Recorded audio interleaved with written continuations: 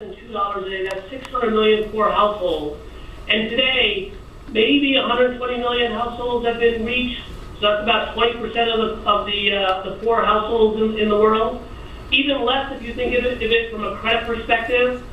It's about an estimated need of about $300 billion, and maybe $50 billion is what the annual disbursement is.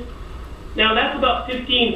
Now that happened in any other industry, in IT or telecom or consumer packaged goods, we'd write off the industry as underperforming. Yet in microfinance, we tend to accept that level of performance and consider it a good thing.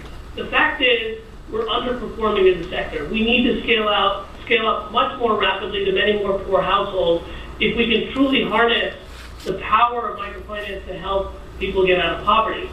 Now, one constraint in scaling up, probably the biggest constraint in scaling, is the lack of access to capital. And this is the case because most of the MFIs out there, and there's thousands of them, typically depend on donor funds or some kind of subsidized fund or soft lending. As a result, they don't have the capital to scale up to large numbers. In fact, close to 90% of the industry, each of these MFIs serve about less than 10,000 clients each. And very few, less than 2%, are really up over 500,000 clients or more.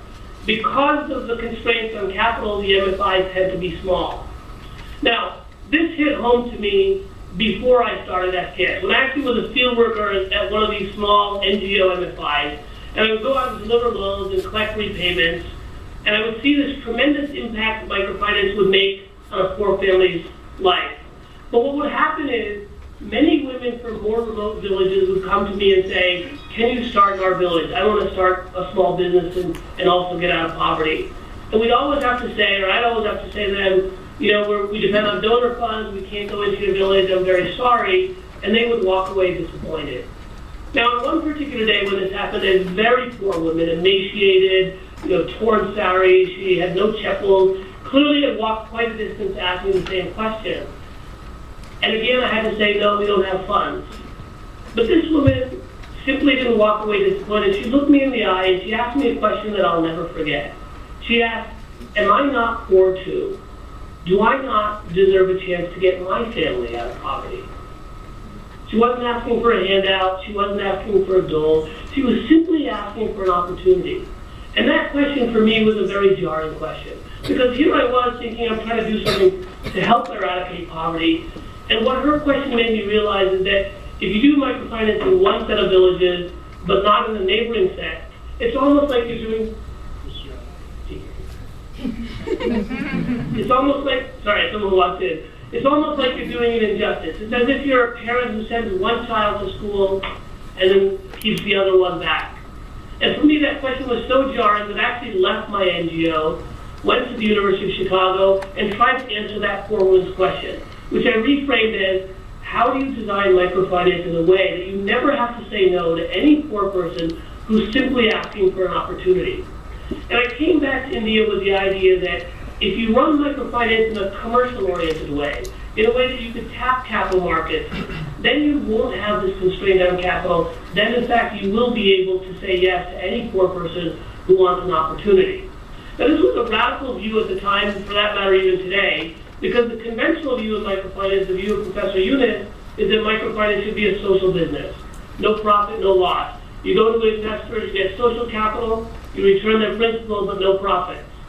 Now, I had a very different view. My view was that if you're trying to raise $300 billion to put in the hands of the poor, there's no way you can get it by saying no profit, no loss. In fact, the only way you can get $300 billion is by going to commercial capital markets. And the only way to get that commercial capital is to be profitable. That's what we tried to do at SKS. We started as an NGO because in 1997-98, when we first started, the idea of commercial investment was unheard of. Then gradually, as we were able to convince people, we had angel investors, then private equity groups, venture capital, and eventually, most recently, did our IPO. Now, as a result of that, in 12 years, we've reached 7.5 million clients and given out over $3.5 billion in loans. Now, just to put this in perspective, the Grameen Bank today reaches 8 million clients, but it took the Grameen Bank 35 years to do that. We've reached 7.5 million clients in about 12 years, about 3 times as fast And the bulk of that growth came in the last 5 years when we converted to a for-profit, when we went from 200,000 clients to today 7.5 million clients, which would be 7 times as fast as the Grameen Bank. Now, this is no disrespect to Professor Yunus, who I do consider to be a pioneer and someone who we emulate. But it is to say that doing microfinance in Bangladesh 35 years ago was much harder than doing microfinance in India today. And we see it as incumbent upon the new generation of microfinance to take that model that he invented and push it to the next level. And part of pushing it to the next level is to see how you can scale up much faster than has ever been done before. Today, we've been able to do that. Having dispersed $3.5 billion to 7.5 million clients, today we can say to anybody who asks us that, yes, we can give you a loan. I can go back to that woman that I met 15, 20 years ago and say, yes, you too can have an opportunity. How much do you need to start your small business? That's why this is so important to tap capital markets. Now, some people argue that, okay, by tapping capital markets, you get more capital, but your interest rates have to be higher. To the contrary, if you look at SKS's example, we've actually consistently lowered our interest rates from what it was earlier 3 times. At the same time, simultaneously, we increased our ROE. And the reason why we can increase our profitability while simultaneously lowering interest rates is because it's a volume game. As you get economies of scale, as you get more efficient, you can pass that on to your clients, but because you've got a larger base, you can actually create greater shareholder value. In addition, since you have a distribution channel today for us in 100,000 villages, you can start adding other products such as insurance products and in the future other types of products so that per customer you're actually creating more and more value for your shareholders, whereas each product you provide to them will actually be lower cost than you could do otherwise.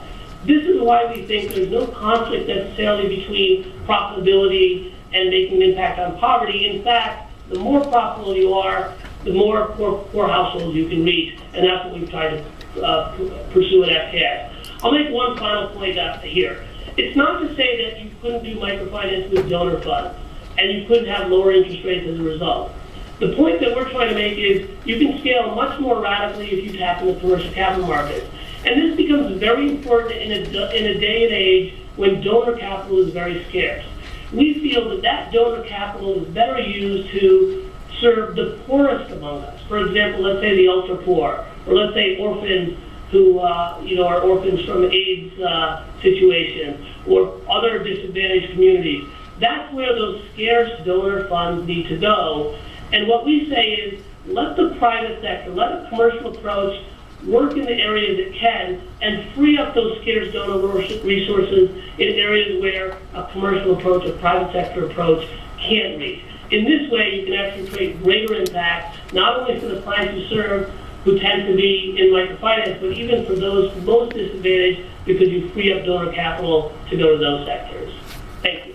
Vikram, you were unbelievably precise. We timed you, and you were and 3 seconds. So Alex, you have that.